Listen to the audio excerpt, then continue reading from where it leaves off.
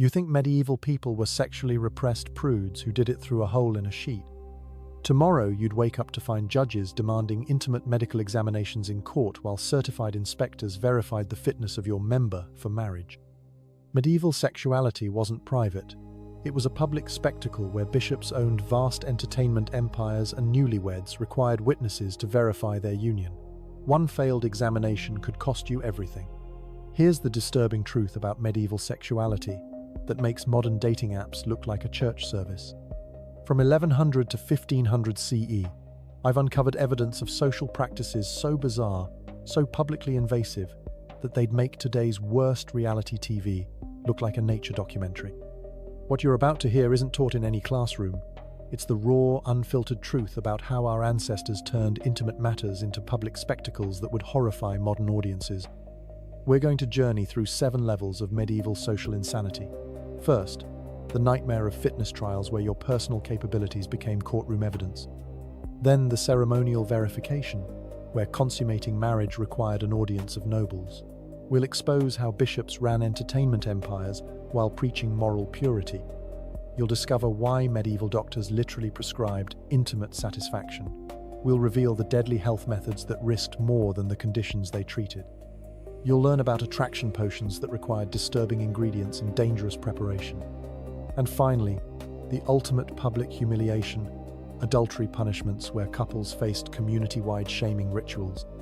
Each revelation will make you more grateful for modern privacy than you've ever been in your life. Let's start with the most humiliating legal proceeding in human history, medieval fitness trials, where your intimate capabilities became public evidence. Picture this. It's 1370 in York, England. John Sanderson stands in a courthouse while multiple certified examiners assess his physical condition. The court scribe meticulously records the findings. Those are the actual words from the legal document. But here's what most people don't realize. This wasn't some bizarre one-off event. This was standard legal procedure across medieval Europe. If your spouse claimed you couldn't fulfill marital duties, you'd face a public trial where failure meant losing your marriage, your dowry, and your entire social standing. Imagine modern divorce court requiring intimate medical demonstrations in front of judges, medical experts, and certified inspectors whose job was to verify your capabilities. That was medieval justice. The examination chamber was a specially designed courthouse room that existed in major cities across Europe. Picture a stone room with high windows, wooden benches for observers, and a raised platform where the accused would stand. The certified inspectors, usually experienced medical practitioners or midwives selected by the court, would arrive wearing their official badges of office. The process was methodical and horrifying. First, the person would be examined while court officials watched. Then the evaluation would begin. The examiners would conduct thorough assessments using methods documented in court records. They had specific time requirements, usually lengthy evaluations lasting hours. The court recorder would document everything: physical condition, responsiveness to stimulation, and overall fitness for marriage. The medical experts would conduct thorough examinations, looking for physical issues or signs of incapacity. All of this happened while judges, lawyers, and witnesses observed from their benches. The documented cases reveal the brutal reality of these trials. John Sanderson's condition was described in clinical terms that suggest serious medical issues. His wife had initiated the trial after 3 years of unconsummated marriage, claiming economic damages from the failed union. In 1292, Walter de Fonte faced an even worse ordeal. His wife demanded 3 separate examinations over the course of a month, each more invasive than the last. The court records show he failed all 3 attempts despite medical intervention. But wait, it gets worse. Pierre de Francheville, in 1450 Paris, succeeded only on his 3rd attempt, but only after consuming dangerous herbal remedies that could cause permanent damage or death. The pressure to perform was so intense that men would risk poisoning themselves rather than face the social destruction of a failed trial. The performance pressure of these trials cannot be overstated. Multiple attempts were technically allowed, but each failure exponentially destroyed your reputation. Witnesses included not just legal officials, but medical experts who would conduct examinations, notaries who recorded every detail, and often the spouse's family members who had a financial stake in the outcome. The certified inspectors had specific assessment techniques documented in medical texts. Some involved various stimulation methods, others used temperature variations, and some employed primitive devices that would be considered medical equipment today. The psychological torture was arguably worse than the physical examination. Imagine trying to demonstrate fitness while standing in a courthouse, surrounded by strangers documenting your every physical response, knowing that failure meant complete social and economic ruin. Some men reportedly fainted from anxiety, others wept openly. The court records preserve their humiliation in excruciating detail for posterity. Here's what most people don't realize about the context of these trials. Marriage in medieval times was fundamentally an economic contract, and consummation was required to make it legally binding. The Church's theological position held that procreation was the primary purpose of marriage. A marriage without the possibility of children was considered invalid. Canon law, inherited from Roman legal traditions, specifically allowed for annulment in cases of permanent incapacity. Medieval medical understanding saw intimate dysfunction as either a disease requiring treatment or a curse requiring spiritual intervention. Physicians believed in complex humor theories where imbalances could prevent normal function. Women actually had legal rights to marital satisfaction, something that might surprise modern audiences. The Church taught that both partners had obligations to fulfill when requested. A person who couldn't perform was literally failing their legal duties. Statistical evidence from court records suggests there were over 200 fitness trials per decade in major cities like London, Paris, and Florence. The success rate for maintaining marriages after being accused was less than 30%. The social consequences extended beyond the immediate couple. Entire family alliances could crumble, dowries would be returned, and business partnerships dissolve. This makes modern relationship counseling seem like an absolute blessing. Today, we take medical privacy for granted. Your intimate performance is between you, your partner, and maybe your doctor. Nobody's conducting examinations in a courtroom. No committee of inspectors is manually evaluating you while scribes take notes. The medications, devices, and procedures available today would have seemed like magic to medieval people facing these trials. We've completely forgotten that intimate privacy is a relatively modern invention. But here's the truly disturbing part. At least fitness trials were for married couples trying to resolve a legal dispute. Imagine if your wedding night itself was a public performance requiring witnesses to verify success. If you thought fitness trials were invasive, wait until you hear about ceremonial verification, where consummating marriage required an audience of nobles. In 1445, Margaret of Anjou married King Henry VI of England. She was 15 years old. On her wedding night, 23 nobles, clergy members, and court officials crowded into the royal bedchamber to witness the consummation. They weren't just present in the building or waiting outside, they were in the actual room, positioned around the curtained bed, listening for sounds and watching for movement that would indicate successful union. The Archbishop of Canterbury stood at the foot of the bed, blessing the union while the young couple attempted intimacy for the first time. Without this witnessed consummation, the marriage that united England and France would be considered invalid. Imagine your parents, priest, and employer watching you on the most nervous night of your life. That was a royal wedding in medieval Europe. The ceremonial preparation process was a horror show of public humiliation disguised as celebration. First came the undressing ritual. The bride and groom would be disrobed by their respective relatives, while wedding guests sang songs and made crude jokes. Every item of clothing removed was accompanied by cheers and inappropriate comments. The bride's mother and aunts would remove her dress, commenting on her body's readiness for childbearing. The groom's male relatives would undress him while making jokes about his capabilities and offering last-minute advice on technique. Then came the procession to the bedchamber. The couple would be led through corridors filled with drunk wedding guests who would throw things at them, supposedly for fertility but often just for humiliation. They'd be forced to drink blessed wine mixed with allegedly enhancement herbs. They'd eat special foods like oysters and honey cakes, all while enduring constant commentary from the crowd. The priest would then bless the bed itself, sprinkling holy water on the sheets where consummation would occur. Special prayers would be said for fertility, for the woman to conceive quickly, and for the man to perform adequately. The curtains around the bed would be drawn, but they were often thin enough to see shadows and movement.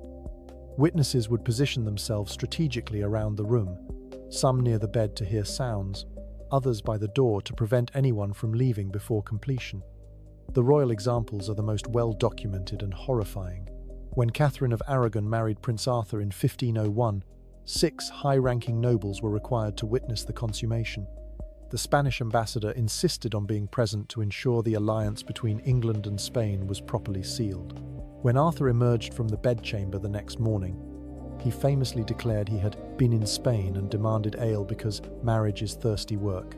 Whether he actually consummated the marriage became a matter of international dispute decades later during Henry VIII's annulment proceedings. Louis XVI and Marie Antoinette's wedding night in 1770 was even worse. The Archbishop of Reims stood in the bedroom, along with various French nobles, while the teenage couple fumbled through their first intimate experience. Court records indicate it took 7 years before they successfully consummated the marriage. 7 years of repeated public attempts with witnesses present. The psychological damage of such public pressure on intimate performance is unimaginable. When Margaret Tudor married the King of Scotland at age 13, Scottish nobles literally insisted on watching to ensure the English princess was properly claimed for Scotland. Witnesses reported hearing her distress, whether from pain, fear, or the horror of public consumption we'll never know. The political nature of these marriages meant that every moment was a matter of state importance. The verification methods went beyond just witnessing the act itself. The next morning brought fresh humiliations. The sheets would be displayed publicly, hung from windows or paraded through the castle. The bride would be examined by midwives who would check for physical signs of consummation. They would then swear legal oaths about what they found. These testimonies were recorded in official documents that survive to this day. Witnesses would provide detailed testimony about what they heard and saw. Movement of the bed curtains consistent with vigorous activity appears in multiple historical accounts. Sounds indicating completion of the marital act was considered ideal evidence. Some witnesses were required to stay all night to ensure multiple attempts at consummation. If the couple failed to produce adequate evidence of success, they might be forced to try again the next night with even more witnesses present. Failed consummations led to immediate annulment proceedings. The political and economic consequences were catastrophic. Alliances between nations could crumble, dowries would be disputed. Succession crises could trigger wars. The pressure on young, inexperienced couples to perform intimately in front of audiences was inhuman. Here's what most people don't realize about why this insanity was considered necessary. Political marriages were the foundation of medieval diplomacy. A marriage alliance between royal families could prevent wars, secure trade routes, and ensure peaceful succession. But an unconsummated marriage was legally void. It didn't count. Inheritance law demanded absolute proof that marriages were real and consummated. The virginity of noble brides was considered a valuable political asset that needed to be publicly transferred to ensure legitimacy. The church's position made things worse. Marriage was a sacrament, but it wasn't complete until physical consummation. The theology was specific. The two becoming one flesh required actual union. Witnesses were necessary to prevent future disputes about legitimacy. A king needed to know his heir was actually his. A noble family needed to ensure their daughter was properly married before releasing her dowry. Community investment in noble fertility was intense. The entire social structure depended on legitimate heirs. Witness testimony could prevent succession wars. The practice varied by region. French ceremonies tended to involve more witnesses. English ones focused on mourning verification. Italian ceremonies sometimes involved the entire wedding party crowding into the bedchamber. This makes modern awkward wedding speeches seem absolutely delightful. Today, the most embarrassing part of a wedding might be a drunk relative's toast. We've privatized intimacy to such a degree that even mentioning it at a wedding is considered crude. The idea of witnesses to consummation is so foreign to modern sensibilities that it sounds like fiction. Privacy in intimate matters is such a given that we can't imagine a world where your intimate performance was a public spectacle. The truly disturbing part is that we think of privacy as a fundamental human right, but it's actually a modern invention that didn't fully develop until after 1700. For most of human history, intimacy was a community affair with social, economic, and political implications that required public verification. Speaking of the church's involvement in intimate matters, Wait until you hear about the bishops who literally owned entertainment establishments. Here's where medieval society gets truly insane. The same bishops preaching moral purity owned thousand-worker entertainment operations. The Bishop of Winchester didn't just tolerate adult entertainment. He ran the largest such empire in medieval England. 18 separate establishments in Southwark, just across the Thames from London, employed over 1,000 women known as Winchester geese. These weren't hidden operations. They had official signs, published price lists, and the bishop's coat of arms displayed prominently above the doors. The profits from these establishments funded the construction and maintenance of Winchester Cathedral. Every prayer uttered in that holy space, every hymn sung to God's glory, was literally paid for by the entertainment industry. The hypocrisy is so staggering, it defies modern comprehension. The Winchester operation was a sophisticated business empire. The establishments weren't random houses, they were purpose-built facilities located in Southwark's Liberty of the Clink, an area under the bishop's direct jurisdiction. The buildings had distinctive architecture with large windows facing the street where women would display themselves. The famous Boar's Head establishment could accommodate over 100 customers per night. The Cardinal's Hat specialized in higher-class clientele, charging premium rates for clean women certified disease, free by the bishop's physicians. The bishop's officials maintained detailed records that survived in church archives. Weekly profit reports showed earnings of £20 to £40 per establishment, equivalent to hundreds of thousands in modern currency. The licensing system was remarkably bureaucratic. Women needed official permits renewed annually for a fee.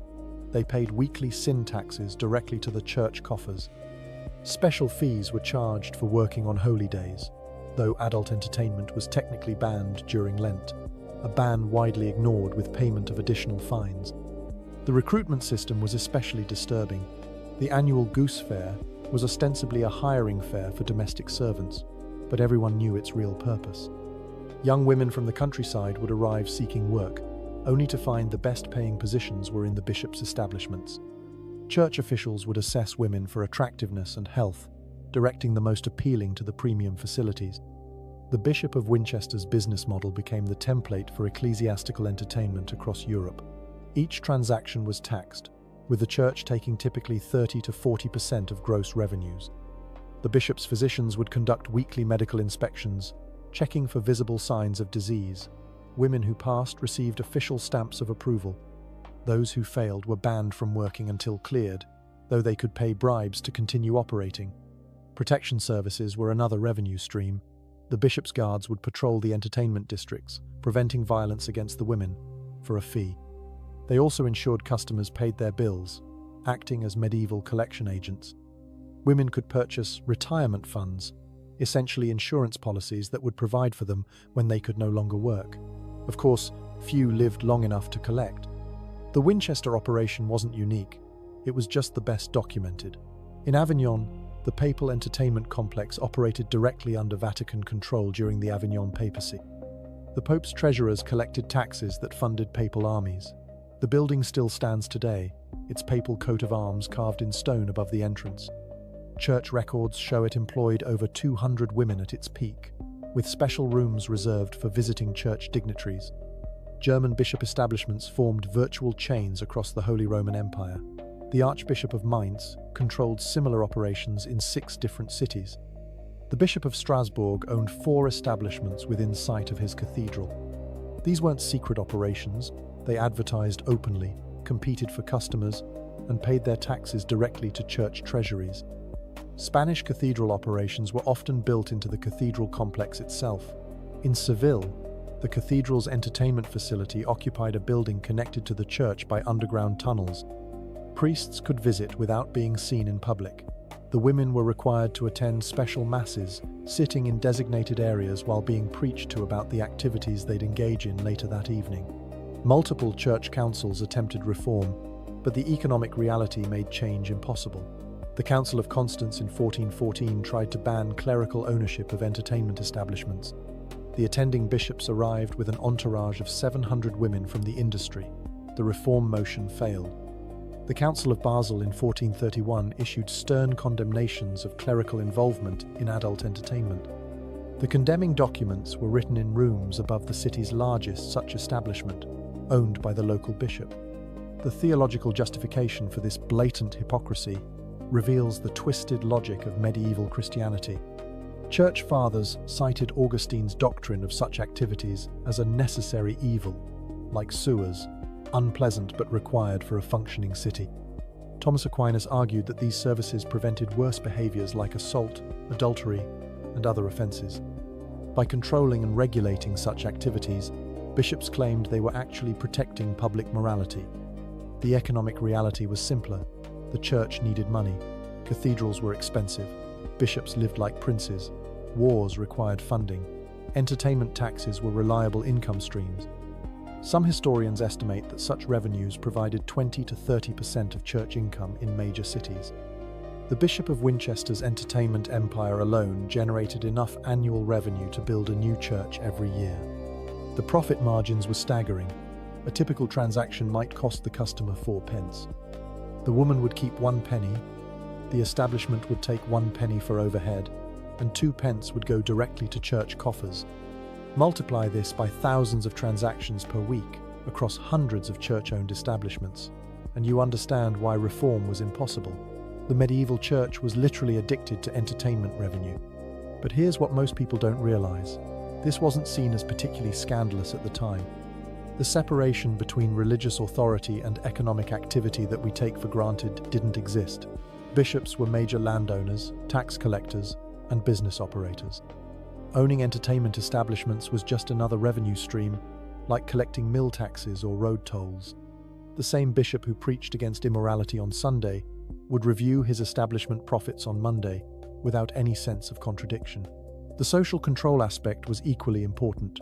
By controlling such activities, the church controlled society itself. They decided who could sell services, where, when, and for how much.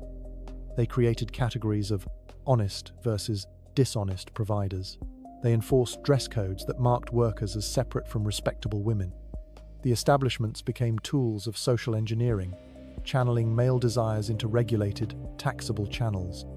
This makes modern church scandals look absolutely quaint by comparison. Today's religious leaders caught in inappropriate situations at least try to hide their activities.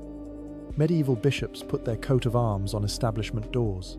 They didn't just tolerate adult entertainment, they industrialized it, regulated it, and profited from it on a massive scale. The hypocrisy wasn't hidden, it was institutionalized at the highest levels of religious authority. But the church's intimate contradictions went deeper. They literally prescribed satisfaction as medical treatment. Medieval doctors literally prescribed physical satisfaction as medical necessity for conception. According to medieval medical theory, your great-great-grandmother couldn't get pregnant without experiencing satisfaction. This wasn't some fringe belief, it was accepted medical fact taught in universities and written in medical textbooks. The two-seed theory held that conception required contributions from both partners, and women only released their contribution during peak experience. If a woman couldn't reach satisfaction, she couldn't conceive. This meant husbands were medically required to master intimate techniques, physicians taught detailed stimulation methods, and midwives provided hands-on instruction to struggling couples. Medieval doctors were literally prescribing satisfaction centuries before anyone understood anatomy properly. The medical theory came from ancient Greek physician Galen, whose ideas dominated medieval medicine. He taught that women had internal reproductive organs that produced female contribution to conception. Just as men released their contribution through satisfaction, women needed to reach peak experience to release theirs. The medieval medical establishment took this further, creating elaborate theories about the nature of female response. Hot-natured women needed different techniques than cold-natured ones. Moist, humid women required different positions than dry, humid ones. The complexity rivaled modern intimate instruction, but with absolutely no basis in actual anatomy. Medical texts provided exhaustively detailed instructions. The most popular was the Trotula, a compilation of women's medicine that included specific techniques for achieving female satisfaction. Physicians recommended gentle stimulation with sweet-smelling oils and careful attention to sensitive areas. They described optimal positions, woman on top for cold constitutions, sideways for tilted anatomy, alternative positions for women with excessive moisture. The clinical precision is startling from an era we assume knew nothing about female response. Physicians developed tools and techniques that would make modern therapists blush. They prescribed specially designed warming devices, essentially medieval stimulation aids made from polished wood or ivory. Herbal preparations containing mint, pennyroyal, and other heating herbs were applied before intimacy to increase sensitivity. Massage oils with cinnamon and pepper were used to increase blood flow. Some physicians recommended musical accompaniment, believing certain rhythms encouraged female arousal. The practical applications of this theory created a bizarre medical specialty. Midwives became intimate coaches, teaching couples bedroom techniques with startling frankness. They used illustrated manuscripts showing positions designed to maximize female pleasure. They demonstrated manual techniques on cloth models.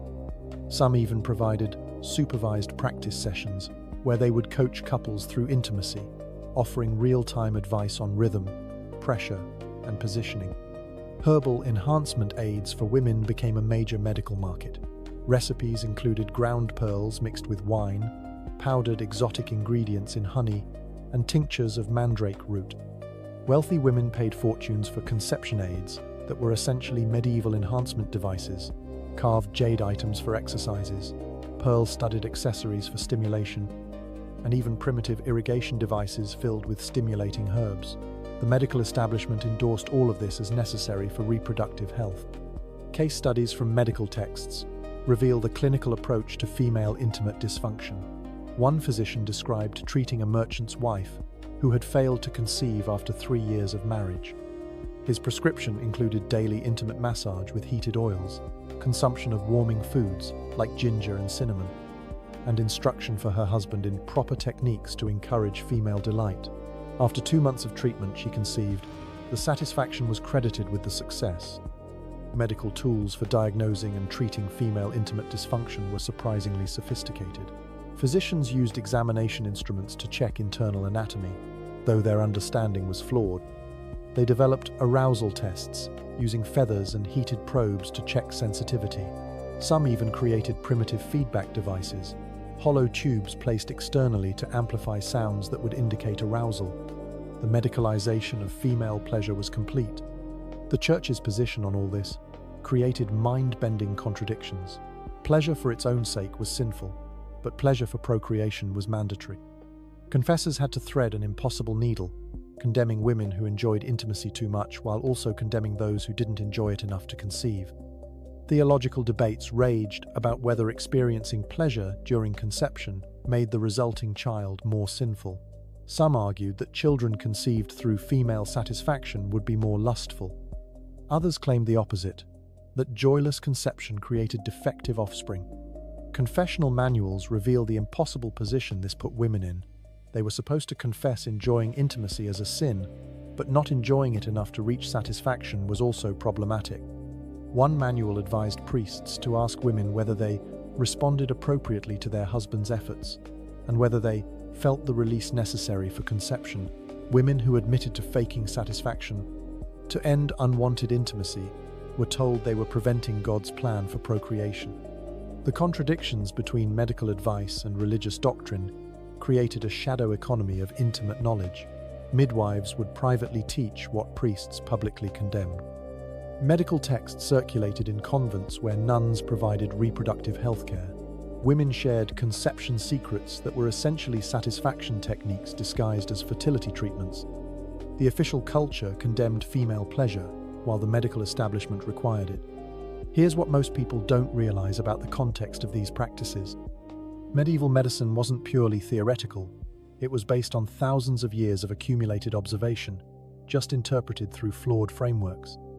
Women's medical practitioners had noticed correlations between intimate satisfaction and fertility. They just explained it through humoral theory rather than hormones. The economic pressure for heirs drove this medical focus on female pleasure. Noble families needed legitimate children to continue bloodlines. Merchant families needed heirs for business continuity. Even peasant families needed children for farm labor. Infertility was an economic disaster. If medical theory said female satisfaction was necessary for conception, then female satisfaction became a medical priority, regardless of religious objections. The gendering of medical knowledge also played a role. Male physicians wrote the theories, but female practitioners provided the actual care. These women had generations of practical knowledge about female anatomy and response that they encoded in medical language to make it acceptable. Teaching a woman to achieve satisfaction was sinful. Providing warming treatments to encourage conception was medical care. This makes medieval doctors seem more progressive than physicians in the 1950s. Victorian doctors would later deny that respectable women experienced intimate pleasure at all. Early 20th century medicine pathologized female satisfaction as hysteria. Medieval physicians, for all their flawed understanding, at least acknowledged female intimate response as medically important. They just wrapped it in theological justifications and humoral theory. The practical impact on medieval women's lives was profound. Unlike later eras where female desire was completely denied, medieval women had medical authorization to demand intimate satisfaction. Court records show women citing lack of satisfaction as grounds for annulment. Medical texts advised husbands that failing to pleasure their wives was failing in their marriage duties. The two-seed theory, however scientifically wrong, created space for female intimate agency. Speaking of conception, wait until you hear the insane things medieval women did to prevent pregnancy. If prescribed satisfaction sounds progressive, medieval contraception will make you grateful for modern medicine. Women literally risked death with every prevention attempt. The ingredient list reads like a dangerous recipe for disaster. Exotic animal substances, heavy metals, toxic plants, and various organic materials. These weren't folk remedies whispered between peasants. They appeared in medical texts written by university-trained physicians. Women would insert dangerous pessaries into their bodies before intimacy. They drank potions containing mercury that could cause organ failure. They used lead-based solutions that caused permanent nerve damage. Every attempt to prevent pregnancy could end their lives, but the alternative, another dangerous childbirth, or another mouth to feed, seemed worse. The barrier methods revealed desperate ingenuity mixed with dangerous ignorance. Crocodile dung wasn't randomly chosen. Its alkaline nature actually does have some contraceptive properties. Egyptian medical texts from 1850 BCE recommended it, and medieval physicians copied ancient wisdom without understanding why it sometimes worked. The problem was sourcing. Most European women used any animal waste available, telling themselves it was the exotic variety. Horse, cow, and pig waste became substitutes, introducing dangerous bacteria. Honey and plant gum combinations were slightly less lethal. Acacia ferments into acid, which has contraceptive properties. Mixed with honey's antibacterial qualities, it created a barrier that had some effectiveness. Women would soak wool or lint in this mixture, forming primitive barriers. The main danger was infection from non-sterile materials and the difficulty of removal. Medical texts describe women dying from toxic shock when improvised barriers became lodged internally. Sea sponges soaked in various substances were the most sophisticated barrier method. Women would use vinegar, lemon juice, or wine as the soaking solution. The acidity could prevent conception, and the sponge created a physical barrier. Mediterranean women had access to natural sea sponges, while Northern European women used whatever absorbent materials they could find: moss, rags, even bread. The practice required careful timing and removal, with infection being a constant risk. Animal membrane barriers represent the closest thing to modern protection. Sheep intestines, fish bladders, and pig bladders were cleaned, stretched, and sometimes sewn into sheaths. These were expensive, reusable, and primarily available to the wealthy. They were tied on with ribbons and had to be soaked in warm milk or water before use. The Catholic Church condemned them absolutely, calling them armor against God's will. Users faced excommunication if discovered. The toxic interventions women subjected themselves to reveal the desperation of unwanted pregnancy. Mercury-based potions were known to prevent pregnancy by slowly poisoning the woman. Physicians prescribed small doses, claiming they cooled the womb. Women experiencing mercury poisoning suffered tremors, tooth loss, and madness. But it did prevent pregnancy, either through toxicity or because dying women don't conceive. Lead salts were equally horrific. Women would drink solutions containing lead compounds, known as sweet salt, for their taste. Others used lead-based vaginal applications. The resulting lead poisoning caused severe abdominal pain, constipation, and eventually brain damage. Skeleton analysis from medieval cemeteries shows young women with lethal levels of lead concentration, likely from contraceptive use. Copper sulfate applications were recommended by Arab medical texts translated into Latin. Women would irrigate internally with copper solutions after intimacy.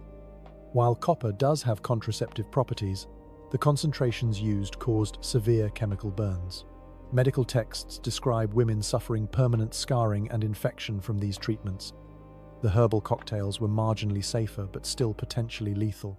Pennyroyal tea could prevent implantation but also caused liver failure. Rue, Queen Anne's lace, and tansy were commonly used but required precise dosing. Too little was ineffective, too much was fatal. Women shared recipes like 7 seeds of Queen Anne's lace chewed daily, or rue tea drunk during menstruation. The margin between contraceptive and poison was razor thin. The magical methods seem absurd, but were taken seriously by desperate women. Weasel reproductive organ amulets were worn around the thigh during intimacy. The organs had to be harvested during specific moon phases and preserved in honey. Mule earwax mixed with honey was applied internally. Mules, being sterile, made their earwax contraceptive by sympathetic magic. Dead infant hands, preferably from unbaptized babies, were worn as amulets. The black market in infant corpses for contraceptive magic was documented in several witch trials. Menstrual blood rituals occupied a strange space between magic and proto-science. Women would save their menstrual blood, dry it, powder it, and secretly feed it to their husbands in wine or food. The theory was that consuming female essence would reduce male potency. Some women burned their used menstrual rags and used the ashes as vaginal pessaries. Others believed that intimacy during menstruation would prevent future pregnancies, a practice condemned by the Church as especially sinful. Exotic animal organ suppositories required fresh organs from black cats killed during specific astrological conditions. The organs would be dried, ground, mixed with herbs, and formed into pessaries. The association of cats with witchcraft made this particularly dangerous. Possession of cat-based contraceptives could trigger accusations of sorcery. Yet, archaeological evidence from medieval latrines shows cat bones in unusual concentrations near convents and establishments, suggesting widespread use.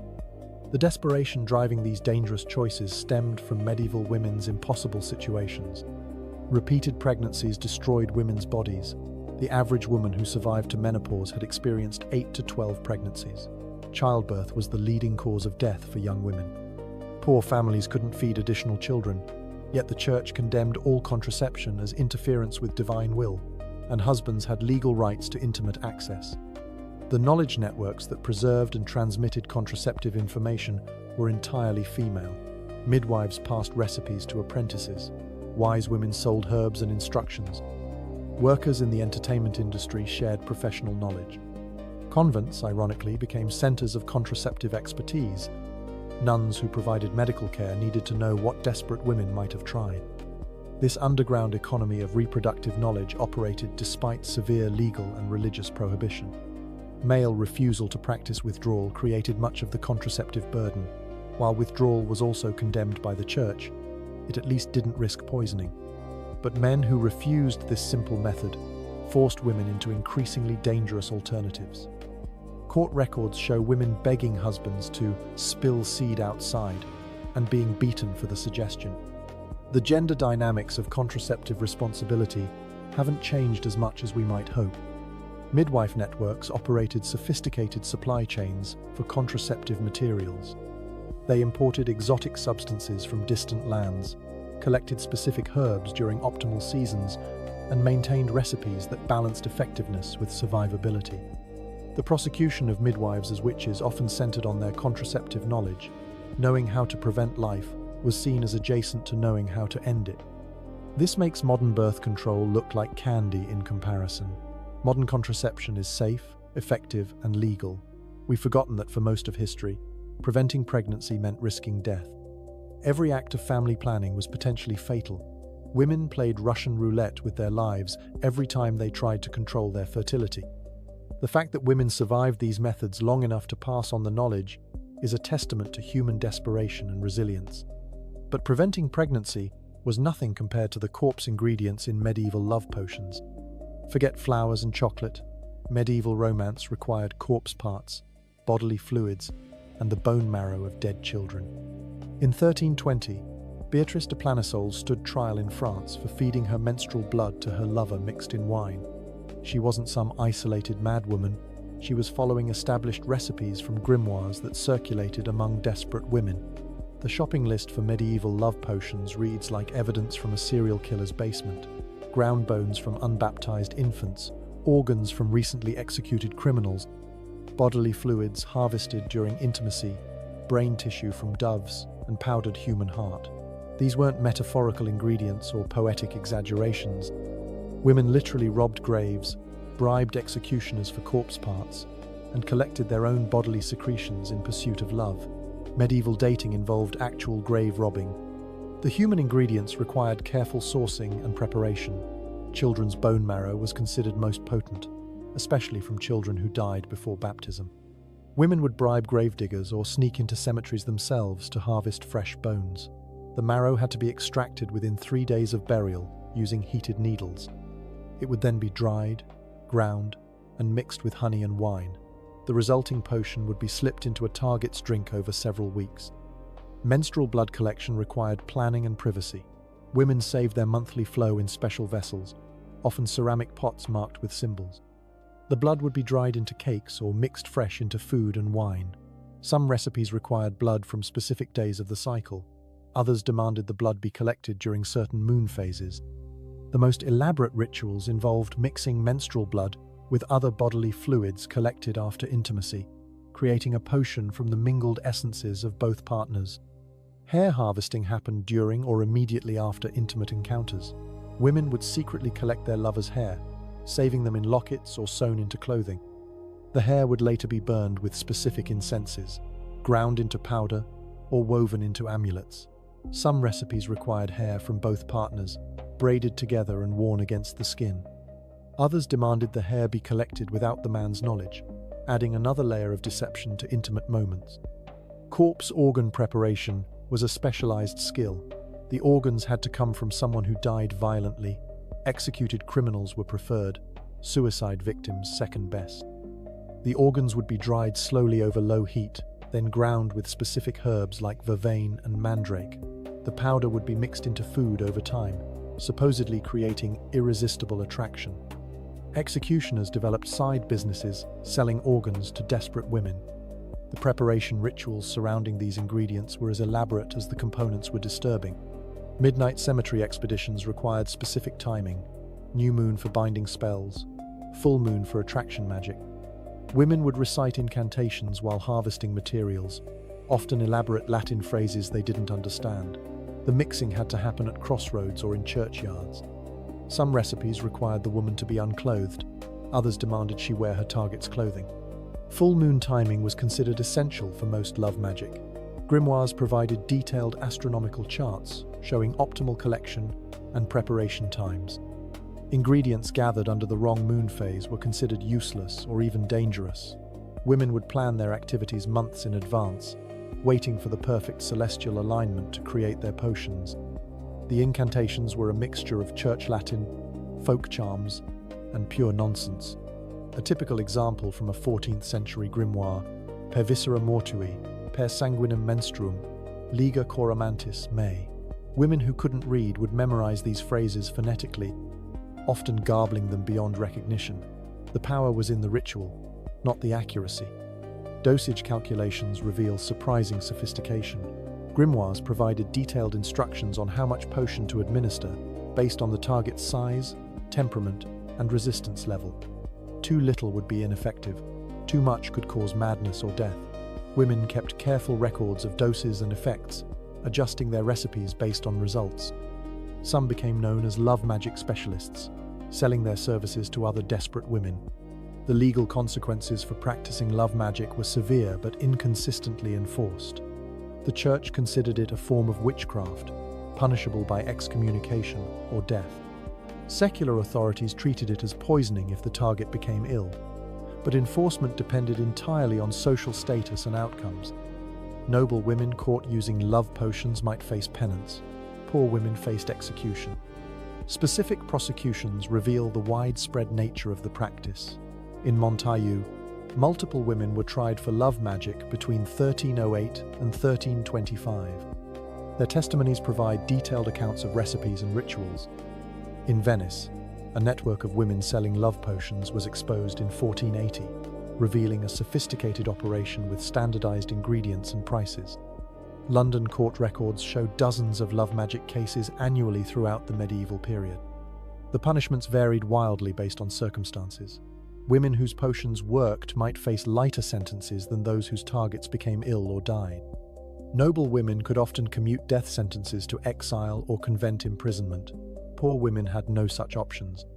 The most creative punishment came from Augsburg, where convicted love potion makers were forced to publicly consume their own concoctions. Success rate claims in grimoires were obviously exaggerated, but testimonies suggest some psychological effectiveness. Men who knew they'd been targeted with love magic often reported feeling attracted against their will. The placebo effect, combined with the power of suggestion, created real behavioral changes. Some successful cases might simply have been coincidence. The target was already interested, and the potion provided confidence to act. Victim testimonies from court records provide insight into the effects. Men reported feeling unnaturally drawn to women they previously ignored. They described physical symptoms, racing hearts, inability to concentrate, inappropriate arousal. Whether from actual poisoning, psychological suggestion, or the nocebo effect, targets experienced real distress. The desperation driving women to these extremes reflects the brutal realities of medieval marriage markets. Women had limited options for economic security outside marriage. An unmarried woman past her prime faced poverty and social exile. Widow remarriage was often the only alternative to destitution. In this context, grave robbing for love potion ingredients seems less insane than pragmatic. The economic motivations went beyond simple survival. Marriage to a wealthy merchant or minor noble could transform a woman's entire family's fortunes. The difference between marrying a successful craftsman versus a laborer meant the difference between comfort and starvation. Love potions were investments in economic futures, worth the risk of execution. Classical tradition influenced medieval love magic significantly. Ovid's Art of Love described various potions and spells. Greek magical texts provided templates that medieval grimoire writers copied and adapted. The connection to classical authority gave love magic a veneer of respectability. If ancient poets wrote about it, how sinful could it be? Folk medicine and love magic overlapped considerably. Many ingredients in love potions had legitimate medicinal uses. Dove's blood was used to treat epilepsy. Human bone marrow appeared in remedies for joint pain. This overlap allowed women to obtain ingredients under medical pretenses. An apothecary selling dove brains for headaches couldn't know they'd end up in love potions. The gender dynamics of love potion use are telling. While both men and women used love magic, prosecutions overwhelmingly targeted women. Male practitioners were often classified as learned magicians rather than witches. Women's love magic was seen as more threatening because it subverted natural male authority. A woman controlling a man through magic inverted the proper social order. Church positions on love magic were complex and contradictory. While officially condemning all magic, some clergy provided love charms and blessings. Priests sold blessed candles and holy water for use in love rituals. Some monasteries had reputations for effective love magic.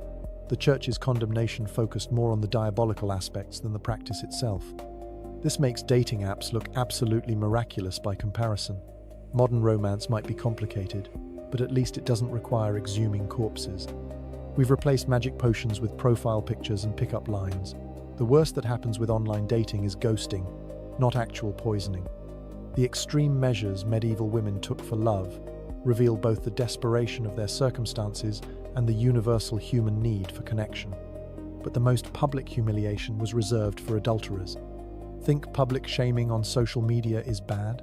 Medieval adulterers were paraded naked through town, with the woman holding a rope attached to her lover's waist.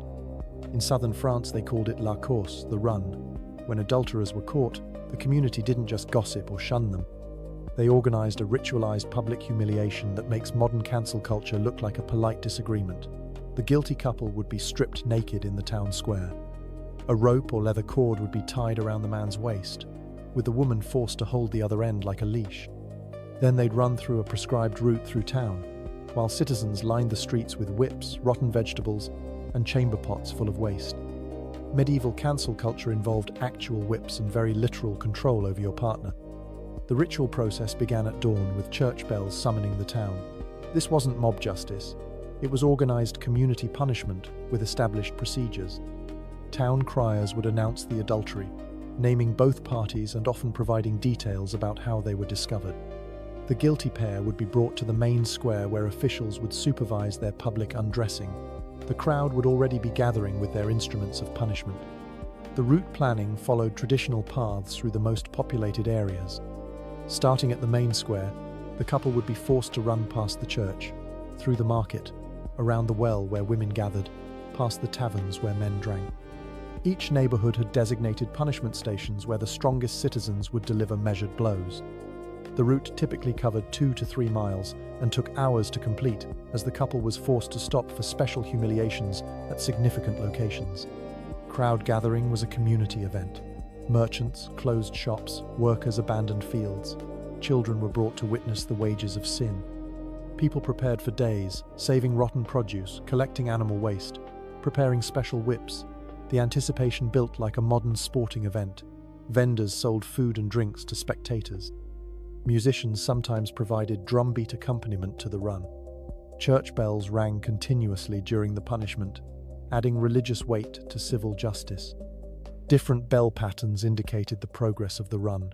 Rapid ringing when it began, slow tolling at punishment stations, triumphant peals when completed. The sonic landscape ensured everyone in earshot knew adultery was being punished. Some parishes rang specific adultery bells, used only for this purpose. The documented cases from Carcassonne's 1347 judicial records provide disturbing detail. A merchant's wife caught with a young clerk faced la course in July. The records note she was forced to pull him 3 miles while enduring strikes from willow branches and filth from the crowd. She survived but left town immediately after. He wasn't so lucky. The waist binding caused severe damage, and he died from infection within a week. Toulouse records from 1389 describe a knight caught with a baker's wife. Despite his noble status, he wasn't exempt from la course. The social inversion of a common woman leading a noble by a rope added extra humiliation. The crowd was especially vicious, seeing opportunity to punish social superiority. He survived, but was so damaged he couldn't ride a horse again, ending his military career. The survival rates were surprisingly low considering this was punishment, not execution. Between 30 to 40% of men died from infection or damage caused by the waist binding. Women faced better odds but still suffered severe injuries from whipping and crowd violence. Some couples attempted suicide rather than face la course. Others fled town when adultery accusations surfaced, becoming permanent exiles. Crowd participation levels revealed community dynamics. The most vicious attacks came from those closest to the wronged spouse. Family members were expected to deliver the harshest blows. But anyone with a grudge could use la course for revenge. Business rivals, rejected suitors, anyone who felt wronged could claim moral authority to inflict damage. The ritual became a pressure release for all community tensions. The community justice philosophy behind la course reflected medieval understanding of sin as communal pollution. Adultery didn't just wrong the spouse, it disrupted economic arrangements, questioned paternity, and challenged social order. The community had to physically purge the sin through collective action. Everyone who struck a blow was helping restore balance. The humiliation served as both punishment and cleansing ritual. Gender dynamics in punishment revealed medieval double standards. While both parties suffered, the symbolism differed. The woman holding the rope showed her unnatural dominance over men through sexuality. The man being led demonstrated how lust reduced men to animals. But women faced additional consequences. Most were expelled from town after la course, while men might be allowed to stay if they survived. Economic disruption emphasis explained the harsh punishment. Adultery threatened inheritance, disrupted business partnerships, and confused bloodlines. In a world where economic and family life were inseparable, adultery was theft of the highest order. the public nature of punishment restored confidence in social contracts.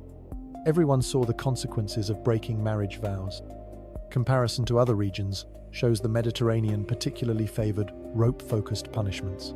In England, adulterers more commonly faced the pillory or stocks. German towns preferred head shaving and tar. But southern France and parts of Italy made rope binding central to adultery punishment. Some historians link this to Roman law traditions that emphasized physical humiliation. The effectiveness as deterrent is debatable. Court records show adultery rates remained consistent despite harsh punishments. But la course served other functions: community bonding through shared violence, release of social tensions, reinforcement of marriage norms. The ritual's persistence suggests communities found it useful beyond simple deterrence. Evolution to less violent shaming happened gradually.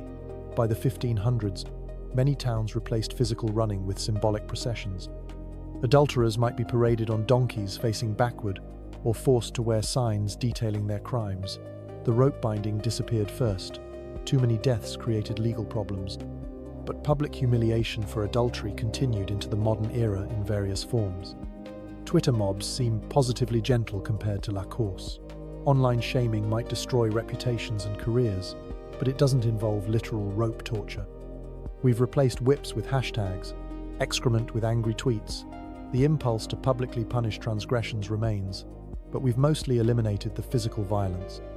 Though the psychological damage of modern public shaming can last just as long as medieval scars.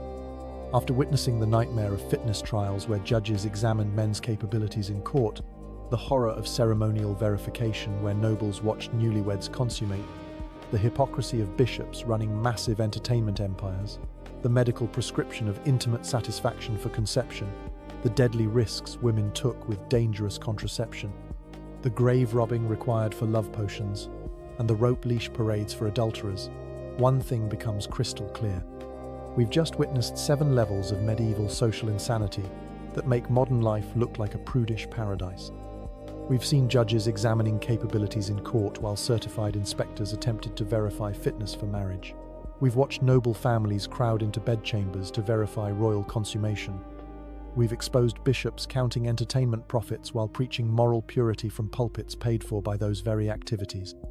We've discovered physicians prescribing satisfaction as medical necessity while priests condemned pleasure as sin. We've revealed women risking death with mercury applications and exotic animal substances. We've uncovered the corpse-robbing reality of love potions requiring dead infant bones. And we've witnessed the ultimate public humiliation of rope-leashed adultery runs through jeering crowds. The ultimate revelation is this: medieval people weren't sexually repressed prudes, hiding their desires behind religious dogma. They made intimacy everyone's business in ways that would horrify modern society.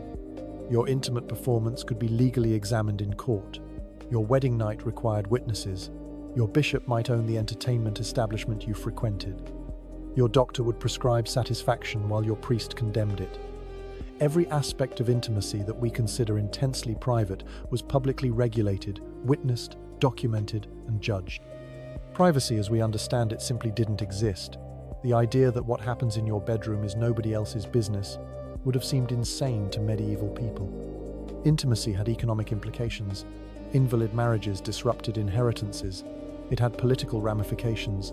Unconsummated royal weddings could cause wars. It had social consequences. Adultery polluted entire communities. It had medical importance. Satisfaction was required for conception. It had religious significance. Every intimate act was subject to divine judgment. In this context, of course, intimacy was public. How could something so important be left to private discretion?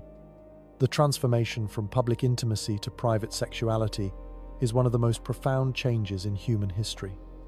We've gone from capability examinations in courtrooms to doctor-patient confidentiality, from witnessed consummations to honeymoon suites, from bishop-owned entertainment to criminalized adult industries, from prescribed satisfaction to denied female desire, and back to acknowledging it again, from deadly contraception to safe birth control, from corpse ingredient love potions to dating apps, from rope leash adultery runs to, well, we still publicly shame people for adultery, just without the rope binding.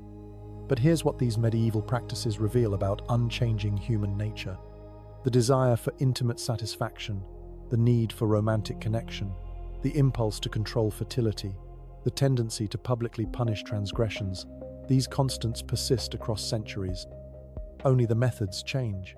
Medieval people weren't fundamentally different from us. They just lived in a world where privacy hadn't been invented, where intimacy was communal property, where your body could become public evidence.